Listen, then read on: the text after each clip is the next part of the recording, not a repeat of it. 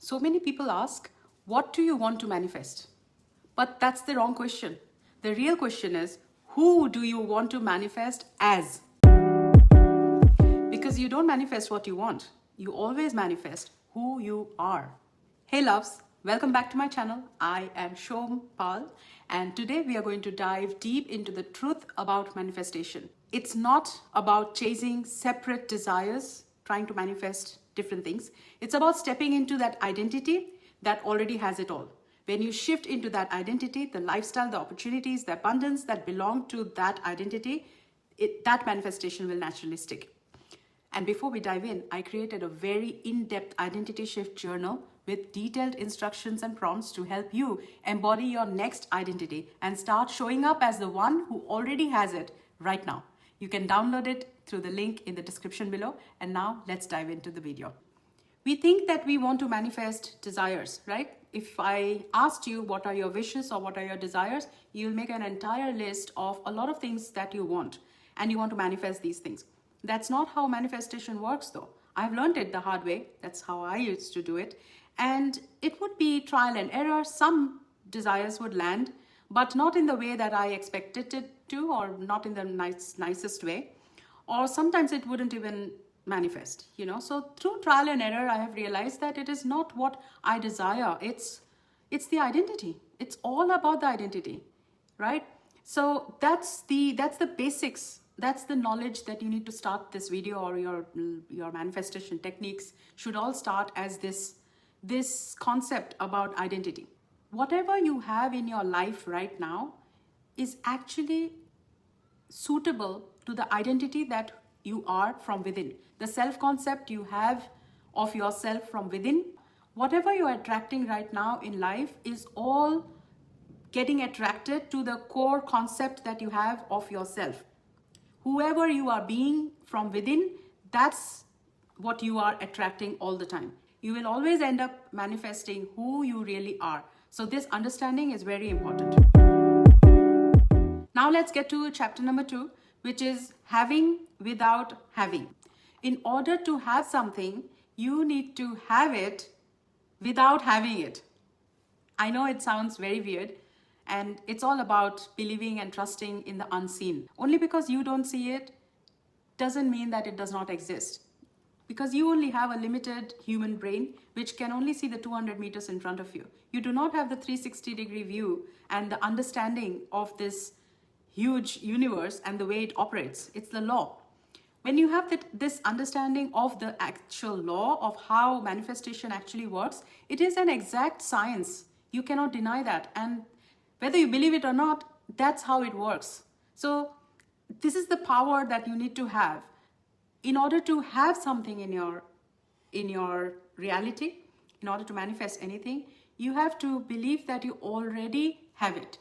That's the concept. And if you think that this is ridiculous and this is doesn't even sound right, then I'm sorry to say, this is how you have manifested your entire life. It started with an assumption of believing something that you haven't even seen. A conversation that is playing in your head. It hasn't even happened. How are you assuming all the negative things in life and then they manifest exactly the same way? It's the same process. It doesn't matter what you are trying to manifest, whether you're manifesting a cup of coffee or $1 million. So that's how you've manifested your life. It was all a whole set of junk assumptions, but it's not your fault because you were not aware of this technique that you were doing. This process, unknowingly, you were actually manifesting everything that you were assuming. So understand this particular concept that you have to have it before you have it. Just like how you believe in all the negative crap in your life. Isn't it? That's how you are manifesting it. How do you know it's right? How do you know it's going to happen? Right? If there is 50% chance of you winning the lottery, then there's a 50% chance of you not winning as well. So if it's just assumption and nobody knows, then might as well assume something that is in your own favor. That actually brings us straight to chapter number 3, the actual identity shift of what to actually do once you have the understanding that you don't manifest your desire, but you manifest who you are. So you need to become who that person is. Let's start with some examples so that you can resonate and relate. Let's take an example of the lottery. Okay, millions of people are playing it, millions of people have won it, a lot of people have won it, and they've lost it as well. The reason is, and it's pretty obvious, that they haven't become the millionaire from within, and that's why they cannot hold on to that wealth, in their 3D, in their reality. They will end up losing it, because whatever you receive is as per the identity inside. If you are still a poor man in your head, like you feel lack, or you feel like deprived, from within, that's the identity that will by default make you lose all the money. You will not be able to hold on to that wealth, right? So the identity shift here, if you're playing the lottery, for example, I'll give you another example for people who do not believe in the lottery and stuff like that. Say, for example, you're focusing on wealth, right? You play for a $10 million, okay? And now your focus is all about winning the $10 million. That's when you are manifesting a desire, right? It's a wrong one, it will not last. Even if by chance you get the money, there's a probability of it that you win the lottery. It won't stay. But if you want the money to actually stay in your account, and for that money to multiply, then you need to do it a bit differently. And this is how. You need to be this millionaire in your head. Inside, you have to feel that you are wealthy already. And the lottery is just one of the potential, one of the possibility, or one of the sources, potential sources from where the millions are going to come. How to be this millionaire?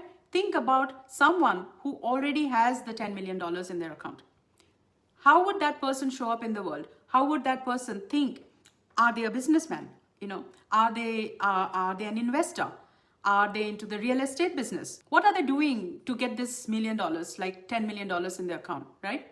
You have to get into that persona of that person, the mindset of that person who already has $10 million, right? Your focus is nowhere on the lottery. Do it as fun and think of it as, this could be a potential source of the $1 million. But your focus is not on winning the jackpot. Your focus is in being someone who already has the $10 million in their account. What are you doing in your life with those $10 million? That's the question. That's the identity shift. When you become that from within, the $10 million may not come from the lottery, but you will get it. You will receive this $10 million, and it will be there to stay, because now you have a plan of how to use it and how to live that luxurious millionaire lifestyle, right? And that's the identity you have to step into. And then it doesn't matter whether you get it through a lottery or you get it from somewhere else.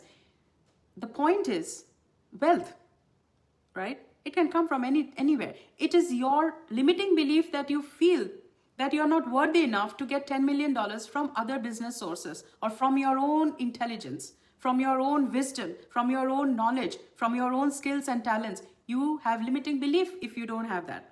That's why you think, let me quickly play something, try my luck, and maybe I win the lottery. It will not last. Even if you get the money, it's not going to last.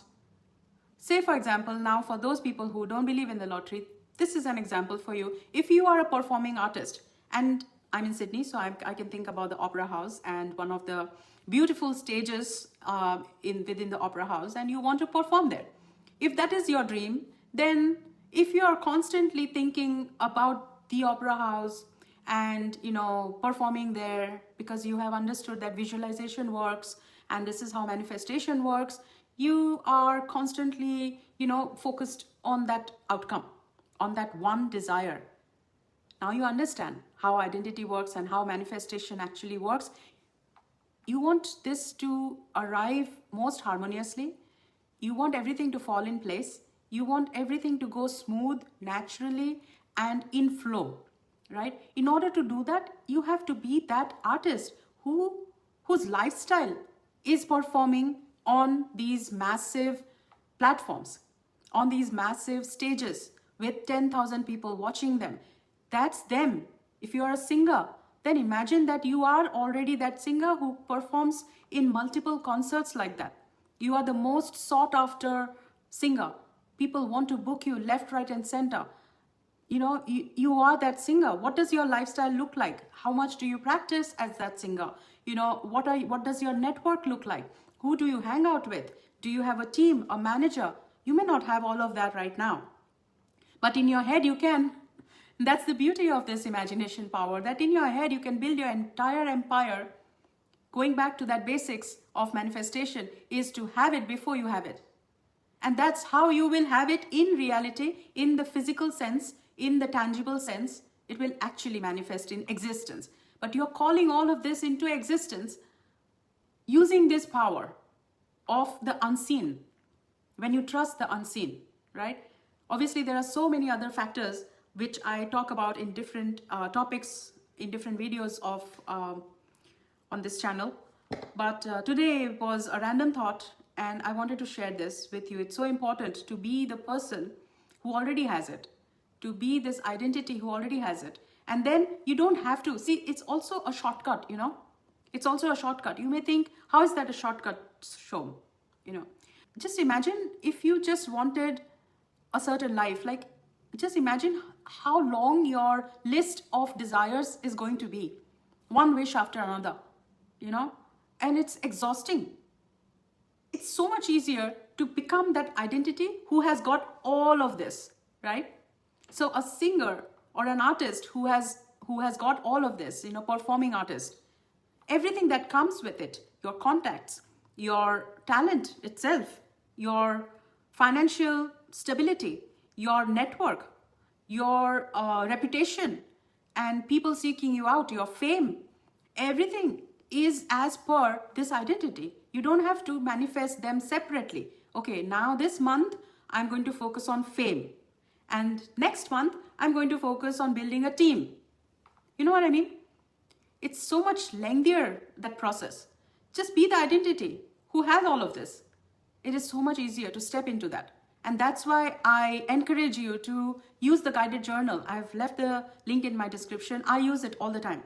Plus it's digital, so you can download it as many times as you want and keep stepping into whichever identity you want. Whether it's the lottery, or whether you are a singer, or you're a performer, or you're a businesswoman or a businessman, right? The formula is the same. Don't go and dissect all your desires. Just be the one who has got it all, right? All of it. And then that's how you're going to attract all of that. So I hope that this video made sense. I hope that this video brought some value in your life. All right, that's it for today's video. Remember, it's never about the what, it is always about the who. When you step into the identity who already has it, everything else will flow in the right way and it will stay for good. Don't forget to grab your guided journal from the description below. It's going to be your perfect companion to create your new identity and lock it in place. If you really love this video, please give it a thumbs up and hit the subscribe button. It tells the algorithm that this video is worth watching. Helps me out big time. Thank you so much for watching, and I will see you in the next one. Bye.